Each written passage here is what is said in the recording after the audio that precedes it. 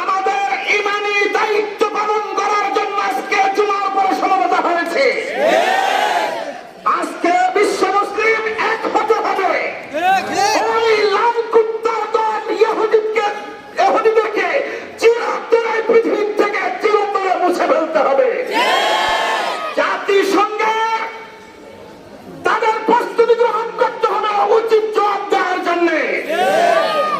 পুণ্যভূমি ফিলিস্তিন, যেখানে হাজার হাজার নবী এবং রাসূল জন্মগ্রহণ করেছেন, সেই জায়গাতে ছোট্ট শিশু এবং নারীদের উপর বোমা মেরে তাদেরকে ঝাঁঝরা করে ফেলা হচ্ছে, আর জাতিসংঘ শুধু তাকিয়ে তাকিয়ে হাসছে।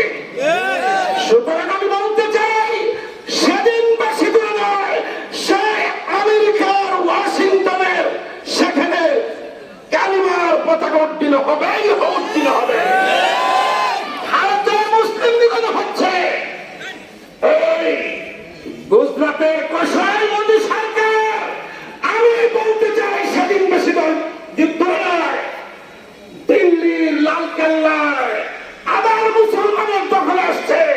সেই দিল্লির লালকেল্লায় আবার ইসলামিক কালিমার পতাকা উড্ডীন হবে। কথা লম্বা নয়, এখনই আমরা মিছিলে অংশগ্রহণ করবার মাত্র দুইটা কথা। এক নম্বর কথা হলো, আমরা মিছিল করলাম, প্রতিবাদ জানালাম, তাতেই ক্ষান্ত হয় নাই। আপনারা দেখছেন বর্তমান যুগ মিডিয়ার যুগ, তারা কিভাবে অসহায় না খেয়ে কিভাবে জীবন যাপন করতেছে, এক মুঠো একটা রুটির জন্য তারা হাহাকার করতেছে।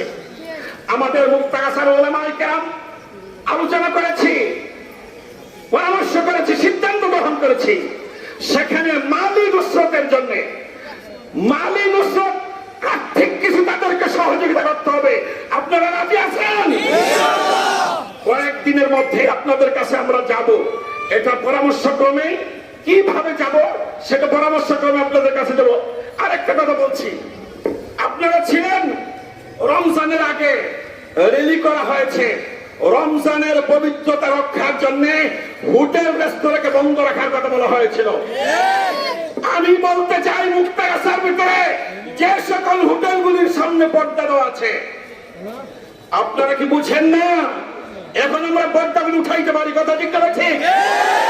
ইচ্ছা করলে এখন হোটেল বন্ধ করতে পারি। কিন্তু আমি হোটেল মালিক যারা আছেন সবিনয় অনুরোধ করব, আর মাত্র 9টা বা 10টা দিন আছে। 9টা দিন বা 10টা দিন, দুপুর 3টা পর্যন্ত আপনি হোটেল বন্ধ রাখেন, পর্দা খুলেন, এখনই পর্দা খুলেন। আগামীকাল থেকে দুপুর 2টার আগে হোটেল খোলা রাখতে পারবেন না।